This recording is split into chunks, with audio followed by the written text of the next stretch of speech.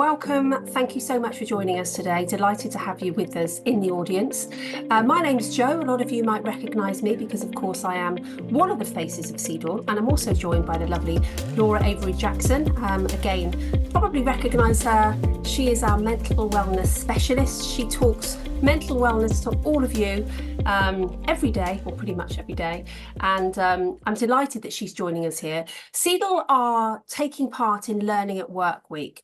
Again, really delighted about that fact. I think that it's a great opportunity for businesses to focus on such an important aspect of somebody's development. And if we think about how powerful learning can be on us as individuals and the difference that learning and development can make to motivation, to engagement, even actually it can decrease attrition, for example, then it's a brilliant opportunity for organisations just to get involved and give their employees that opportunity to take some time out and really start to understand the power that learning can offer. So the theme for Learning Week is knowledge is power.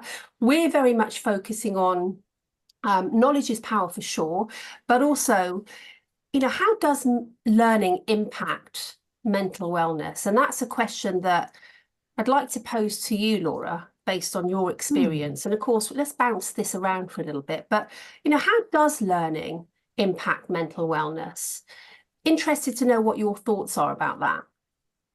Yeah, sure. Well, I mean, learning generally enriches us because we're learning new things, whether it's a hobby, whether it's something for work, whether it's, I know you've been learning dancing, Jo. I've had a terrible experience of dancing, which we'll talk about a bit more later. But generally speaking, when we learn something new, it enhances most of the time our self-esteem. Yeah, so it provides often that sense of accomplishment, but it also can promote resilience as well, by encouraging that sort of growth mindset. Because if you've been thinking, oh, I can't do something, and then you learn it and you see that you can do it, of course, that switches our brains away from kind of that fixed I can't to I can and I am and I'm doing it. So it has really great impacts on the mindset as well, but really helps with self-esteem. Yeah. And of course, when those things are happening, that promotes a healthier sense of well-being. You know, we've all got a well-being on a scale, right? Yeah. So either we're kind of declining in our health, or we're kind of, you know, in a good space, or somewhere in the middle, and we're all kind of experiencing that. So often this kind of points it more to the kind of being the healthier side of it. It's an interesting subject, isn't it? Because if you think about when we were all at school, when I think about my school days, which were, of course, a long time ago, I have to say. But I still remember them really vividly. And there were certain teachers that I absolutely loved and definitely got the best out of me. And there was other teachers that I was completely petrified by and definitely didn't learn as much as I could have done whilst I was in their classroom. So I think when we look back at our experiences of our early days when we were learning, some of us are going to have amazingly positive experiences and some of us maybe not. And how do you think that has impacted or how do you think that might have impacted our ability to learn in adult life and within the workplace as well? Yeah, well, I'm guessing really, and I can use my own personal experience, it probably stops us from doing some stuff that we think we can't do. You know, just as you were talking about the teachers, I remember I had a very scary maths teacher, and I was so scared to go into that class. So did I. Yeah. and all the feedback she used to give my mum at the parents' evening was, "Oh, your daughter's very pale." That was about all she got really from it, you know. and I'll be saying I'm not particularly good at maths. Okay, it's not my zone of genius. I have other zones of genius that I like to focus on, but actually because of my experience in school and the fact that I really didn't do well at maths meant that as I worked in my corporate job, I'm very good with people, communication, all those things. I'm not particularly academic. I've had to really apply myself. And I think my earlier experience of definitely things like maths, when I was starting to go into the wealth arena within the corporate world, I had that imposter syndrome of, I'm not good enough to do this. My shocking math skills are going to come out, you know. And actually what I did is I actually relearned maths, did investment exams and passed them. And actually it was the biggest shock of my entire life that I passed them, and but it was like a learning experience. I was methodically learning stuff. Hmm. I still dislike maths. It's not ever going to be something that I particularly enjoy. Hmm. But when I had when I passed my exams in the banking world, the self-esteem, the positivity that came from that I had done that. And then I thought, well, if I can do it, anyone can, Hmm. anyone can apply themselves, learn new stuff. So I think whatever your experience is, it's just an experience and it's all feedback. It's like when we do webinars or, and someone gives some feedback and they think, oh, maybe you should try this. And, we can all kind of take it at heart or think, oh, we can't do something. But actually, when we perhaps don't do something as well as we'd like to, it's all just feedback for us, Yeah. and that's why I always say to my children, I love to fail. Failing's good because you learn from it. Yeah. And whether you like the word fail or not, however you decide to use that in your mind, if you've not done something good in your mind, then learn from it. And actually, it doesn't have to ever stop you from doing anything in life. And that's the beauty of learning. There's always different ways of learning. Yeah. And I think emotionally intelligent people, those of us that are self-aware, recognize that failure, as long as we're giving that sort of constructive feedback, we can learn from that feedback, can't we? And we can think about how we take that feedback and apply it in a way that helps us do something differently or change the way we do something, we try new things. So actually taking on that feedback and seeing it as a learning experience can be really positive. And I think it can really boost confidence actually, as well. Yeah. And confidence is everything, isn't it, when it comes to life in Yeah, general? confidence, self-esteem, they're very highly kind of entwined. Yeah. They're a little bit different, but actually often, they go together. And when you do learn something new, I can tell you, when I passed those exams, I had elation. I went for jobs that I'd never gone for and had this newfound confidence because I thought, I've done it. I have done this, Yeah. So it's an important time because at this time of year as well, we've got people doing GCSEs, A levels, degree results. There's all those sort of things coming on, isn't there? In perhaps people that we know or in the family world, and or people at work that are perhaps doing further studies. And so, getting exam results is often a tricky time for a lot of people. But it's just remembering that actually, the more we learn, the more we do have the power to do stuff, and it is that simple, really. And it doesn't have to be academic learning, doesn't it? Does it? No. Academic is, or academic learning, academia, that's one's part, but we Just can learn in one so part. many different ways. So interested to hear from you, what types of learning activities do you think are really effective for improving mental well-being? If we're linking it to mental well-being, talk to me about that. Yeah.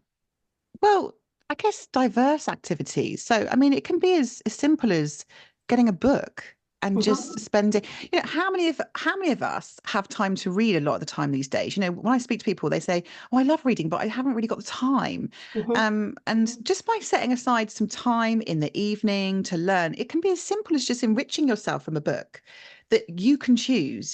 There's not someone saying to you, you have to read this or you have to read that. You can go and choose a subject. It can even be a story, whatever it is that can enrich your learning. Maybe it's a book that perhaps stretches you a little bit, something you've never tried before. I know that, Joe, that you recently requested your partner to get you a book, haven't you? Which one was it? What was it called? The Jane Austen, or was that, have I completely made that up? No, it's great. Yeah, you're right, actually. God, you've got good memory. No, I've asked him to get me, and he has got it me actually, Great Expectations, because That's it. I wanted to read it's just a very, very different type of book. And I used to love literature when I was at school and at college, actually.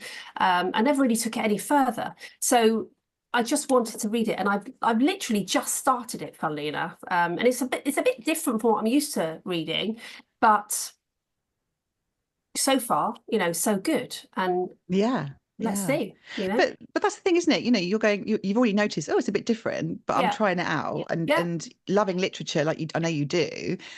you'll get some learnings from that. You'll get Yeah, some different insights from that. And so it can be as simple as that, getting a book and giving yourself some time, which I know is not always easy. But if you struggle with that, there's plenty of things on SEEDL platforms for you to help with that, for sure, on time management and things. yeah. Maybe it's learning a new language. I forget the name of this app my daughter uses. Oh, I should remember this. I can't remember. It's completely out of my head. But she's learning a new language on this app. And at school, she was learning French and just she Hmm. didn't really get on with it at school. She just, wasn't that interested. But this app makes it really fun. Yeah. Um, we'll post somewhere about this app once I've remembered what the name of it is. But essentially, she's learning Italian at the moment, Hmm. and she's because me and her dad went to Italy recently. She started doing that, and she was trying to give us phrases and stuff. But she's 10 years old, and she's Hmm. already learned 5 or 6 phrases in Italian, and she's chosen to do that on her own back off an app, and it's fun, it's engaging, it's a different way than perhaps just doing it in the school environment. And I think that's brilliant. That is, a small child going, right, I want to learn something different, and finding a way that actually works for her. So goodness knows, she's probably learned a load more that hasn't even told me about yet. But this app is brilliant. But or it could be even like pursuing hobbies, dancing, for example. I know that you love dancing, Jo, and you've been doing that. For me, becoming a mindfulness instructor, teaching and helping people to relax. In my community, I do a lot of that, and learning actually how to communicate that to people in a really profound, healing way. That's been the best journey I've had this year so far.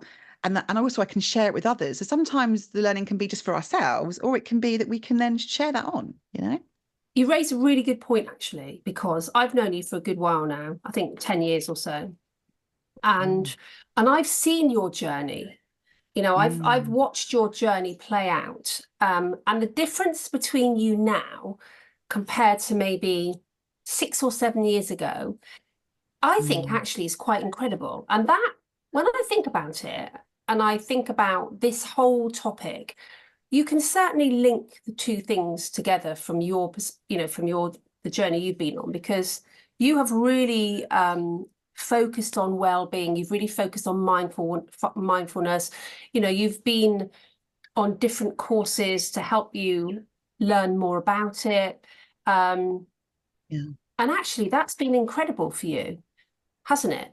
Mm, I would yeah. say, if you don't mind me saying this, I would say that your confidence and your self-esteem 6 years ago was definitely not where it is now. You've come on leaps and bounds based on all of these learnings that you've undertaken.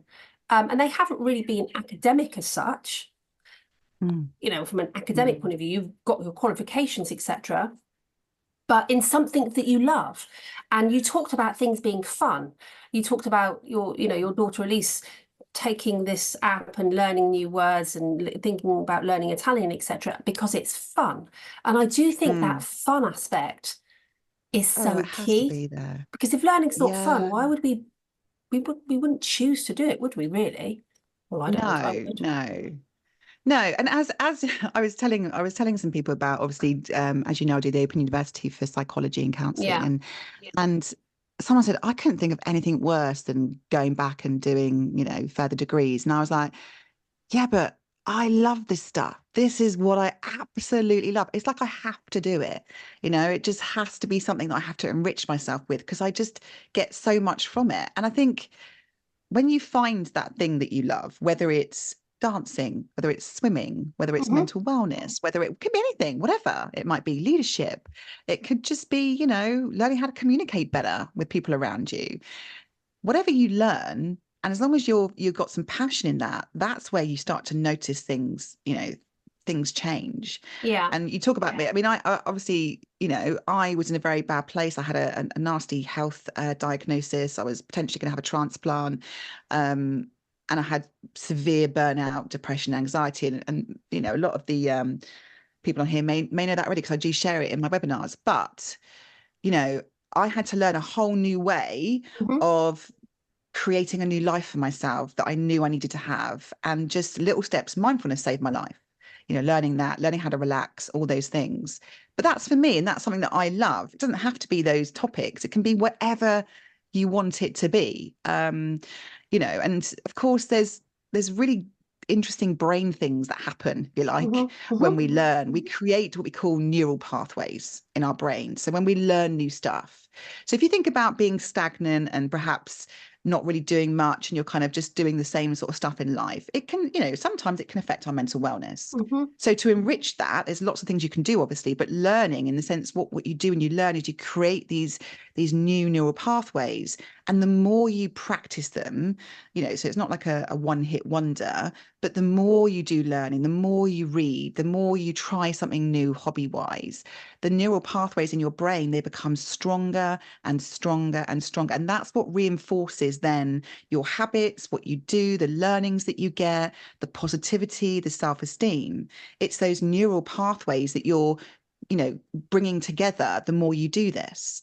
And that's why it can impact our well-being so much, because it's strengthening and creating new neural pathways. And that's really exciting when you think about your mental wellness, because it opens up so many different areas to you that perhaps you couldn't access before, if that makes sense. Yeah, no, completely. Absolutely makes sense. So thinking about what you've just said, I'm guessing then that continuous journey that we're on, when it comes, well, continuous learning journey, that can really help combat stress and anxiety. And I don't know whether or not, me personally, whether I would link those two things, or would have linked those two things some years ago. I wouldn't think that if I'm stressed and anxious, that maybe learning something new is going to help that. But now you're talking about it, and then I think about the fun element, and I think about the confidence that it can build and how it can boost your self-esteem. It sort of makes sense, doesn't it, in a way?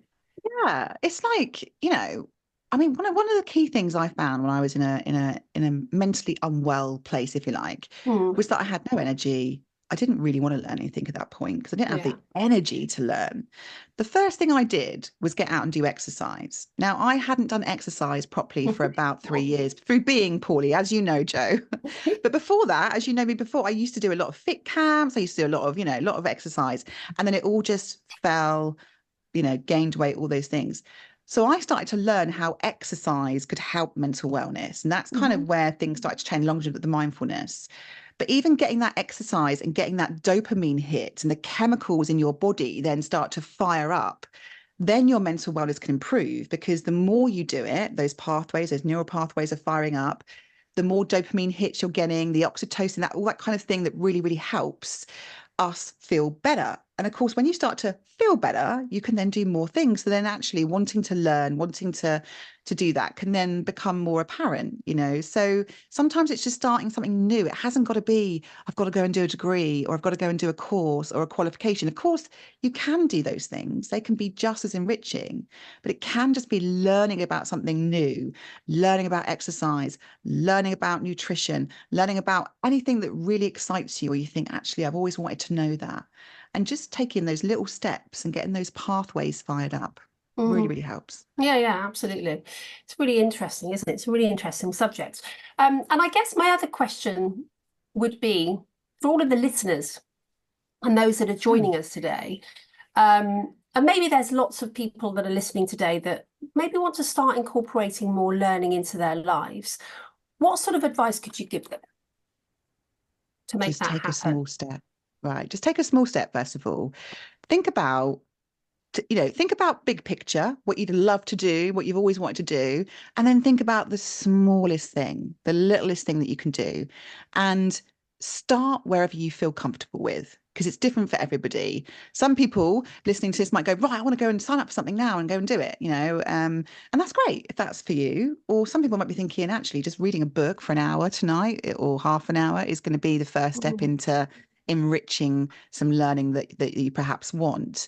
But of course, when we're doing this, it's also a form of self-care, because we're giving ourselves time to do something that we are enjoying. You know, I mean, talk about your dancing, for example, Jo, because I know you might not want me to tell everybody this, but she does dancing and she's very, very good at it. But I know you've tried to get me to come along, and it's not something I actually enjoyed that much after my Zumba experience, but we'll talk about that in a minute. But Zumba's not for everybody, I have to say. Now, it's funny, isn't it? Because I've always wanted to do ballroom and Latin, and I don't know. I'd love to say that I was inspired by Strictly. Well, in fact, I probably was. You probably were, yeah. I love that program. Not everybody else does, but I always think it's incredible that a professional dancer can take a non-dancer. I know in some cases there are great dancers in that program, but maybe a non-dancer and turn them into what I consider to be an amazing dancer in a very short space of time. And that learning experience they've gone on, and if you listen to what they say about how that experience has made them feel, that used to inspire me. Whether that's strange to other people or not, I don't know. But anyway, so there was a local dance school that I joined with a friend of mine. And even though my life was, or is always very busy, got family, busy job that I love, but busy job. And I've had busy jobs for most of my career, actually. So finding that time for yourself can be very, very difficult. In fact, you can make all the excuses in the world. Oh, I can't do that, and I'm not going to try that, and I'm not going to be good enough at that, and oh, I'm going to embarrass myself, or well, I know I've got other priorities. But I took the plunge and I went to this Tuesday class, and I absolutely loved it. And I actually say that for that hour, I think of nothing else apart from the steps that are being taught.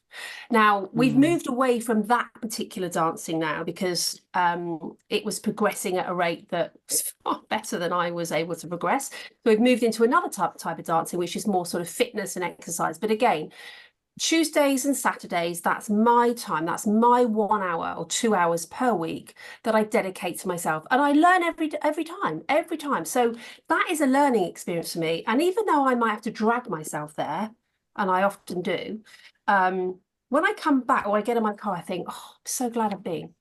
I'm And so that's glad I've it. done that. How you That made feel, me feel right? great. Yeah. And Yeah. it fires you up for the rest of the day.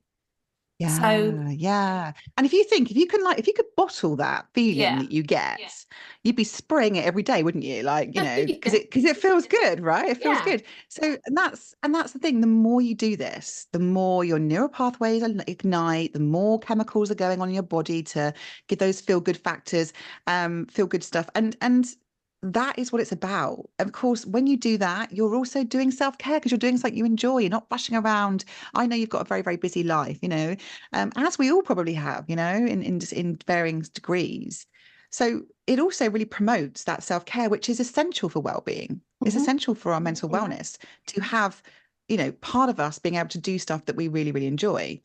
My son, who's 16 now, he has been getting into boxing. And he has been going 4 times a week religiously for 6 months. Now, I'm not advocating people just go and do something all the time. You've got to find the time that he's Or even 16, a he's got no sport. It doesn't have to responsibilities. be a sport, Yeah, it does hasn't it? got to be. Yeah, it doesn't have to be a sport. But he's been doing boxing. And do you know what he said to me the other day? And it really brought home how much his learning is enriching him. He's like, Mum, it's my favorite part of the day. And the reason why he said that was because he couldn't go for one of the days because he couldn't get there. I was working and all the things that happen to stop us from sometimes doing these things. And he said, but Mum, I'm really going to miss it. It's the favorite part. It's my favorite part of the day. And I think that's amazing that he's found something that he really loves, that gives him that feel good factor, gives him some confidence, gives him some self-esteem, whether it's boxing, whether it's dancing, whether it's learning a new skill, whatever it might be for you. It's just finding that thing that you really enjoy. Because I know, for example, that I don't particularly enjoy, jumping around, like things like Zumba. Okay. I had an awful experience where I was doing Zumba. I fell over in front of everybody, found it really embarrassing, and I just wasn't enjoying it. I'd love to say I would. I'd Not love to say that. surprised if you fell over. I did fall over. Yes, it was my pride that was hurt more. But essentially I was thinking, I'm doing this because all my friends are going and they want me to go. But actually, it's not for me. And that's okay too. And sometimes when we're doing learning about something new, we realize the stuff that we don't perhaps enjoy. And that's also awareness. That's good for our mental wellness as well. Because, when we spend time doing stuff we don't enjoy, we can get a bit resentful, or we wish we're doing something different. So, it's whatever your understanding about yourself, it's always creating that awareness. So for me, I enjoy other types of exercise and or hobbies to doing things like that. And that's okay. You know, you love your dancing. Mhm. You know, somebody else will be love reading about physics and engineering. You know, we all have our thing. And sometimes it's just experimenting as well with different types of things. So maybe it's listening to podcasts. Maybe it's enriching your knowledge like that. A lot of people listen to them in the car because they've got some time to do that. That can be good. You know, coming onto our micros at SEEDL for 20 minutes. There's some great ones on there. Crooked Thinking, for example, that's on there recently. That's a new one we've done that talks about, you know, our thought processes and actually, you know, do we have some that perhaps aren't as helpful as we would like, and how can we turn that around? That's a, you know, 20-minute bit of learning that can really enrich someone's life. So there's all sorts of different things that you can do, but essentially when we're learning, we're taking away our mind from all of our stressors. Mhm. You know, we're promoting in the moment thinking by doing something, and of course that can build a sense of purpose, confidence. You know, it's really endless what those things can do, but the really important thing is it's taking us away from some of the things that perhaps do overwhelm us in life. You know, when you go dancing for that hour and a half, you Mm. can I'm just in the moment. solely focus on that. Yeah, be in the moment. Have self-awareness, have self-care. And that's what it's doing. It's kind of helping you find really good ways to manage what's going on in your life as well. And that's Yeah. how it enriches mental wellness. Yeah. Marvelous. Fabulous. I think one last discussion point, and that would be around how learning can impact positively your ability Mm. to remember things. Because for me personally, at the stage of life that I'm at, I really struggle to remember things. Not because I don't understand something, all of the time anyway. Not because I, don't have a brain in my head, just the fact that there's things that I just cannot remember. And I'm talking on a daily basis here, and that can have a really negative impact on how I feel about myself, especially in the workplace. You know, when you're working Mm. in an environment where it's fast paced, and as life is these days, if you can't remember things and you're always sort of second guessing your thinking, that can be quite negative, or it's certain from my experience anyway. I found that quite a negative experience. So, have you got Mm. any thoughts or anything you want to add around that? Yeah, I mean, I've experienced this a lot recently. I mean, I'm 45 and Mm, I'm sort of perimenopausal, and what I've noticed is that my cognitive function isn't as as it was. strong as it was. Yeah, Mhm. and I think it's temporary for the moment, but I'm noticing it. I'm aware of it. You know, one of the things that I have to do is if I've got to really remember something at the moment, and this isn't all the time, it's just that I've noticed it, I have to write something on my hand, because if Mm. I'm seeing it all the time, Yeah, I then remember it. I'm remembering it. But there's a really good point here with this is when you're doing something regularly, you start to remember things more. And this is really Mhm. important for anybody that's kind of, getting older, really. Because as we get older, our mental agility can change. Mm. And we hear people saying things like brain fog, forgetfulness. You know, we know that things like Alzheimer's, dementia can come in as we get older. But essentially, it's the cognitive function that is changing, and so it's looking at ways that you can get that regularity, that remembrance, if you like. And so there's loads of apps, for example, where you can do brain games, where you do the remembering ones, and you've got to look at Mm. things and then tick what you've got. All that sort of thing is really useful because it's training our mind to focus. But Exercising the learning, brain, really, isn't it? yeah, basically exercising the brain. Also, being more mindful and present as we get older and practicing more things like mindfulness or relaxation techniques, that can help the brain kind of step away from all the chaos that we can sometimes feel in Mm. life. And especially as we get older with all the other things we have to manage, our brains need those neural pathways sort of reconnecting and being sort of more lit up. So whilst I write sometimes my thing on my hand, ultimately what's doing is I'm seeing it regularly and I'm Yeah. looking at it. For me, that works. For somebody else might be thinking, well, first of all, I don't want to write on my hand, and two, that just won't work for me. It's finding what works. But essentially, lifelong learning is crucial for our brains, because the more we do that learning, the more our brain sort of sits up and takes response and creates those pathways. So that helps with remembering stuff. So it's just starting to realize that actually maybe I've got to do a bit more brain training. Maybe I've got to do a little bit more repetitive stuff so that I can remember stuff a lot easier, and just being okay with that and seeing what impact that has. And actually, what does that involve? Also, another great way, by the way, to enrich our learning experience and our cognitive strength is to think about things like art therapy. So, this is something I'd love to talk about more. And obviously it's not necessarily here is the right place to do that. But, when we involve art into our learning process. So maybe you thought, well, you know what, I want to just draw something. I haven't drawn something for years. Get some pencils, get some paper, and start expressing yourself. When we do that, again, we're helping our emotions, we're helping our brain function, because we're concentrating on what we're doing. Things like mindful coloring, for example, having to color in those lines. I mean, some of those drawings that you have to do on that is so tiny that you're having to use all parts of your brain to actually get that right, and it can look beautiful afterwards, but also you're expressing emotions in color and all of that kind of thing. So by engaging in drawing, painting, sculpting, you can help to express your thoughts, your emotions as well, and that can really help as we get older, to sort of another way to manage how we're feeling, and of course learning new skills as well. Perfect. Just wanted to sneak that in there.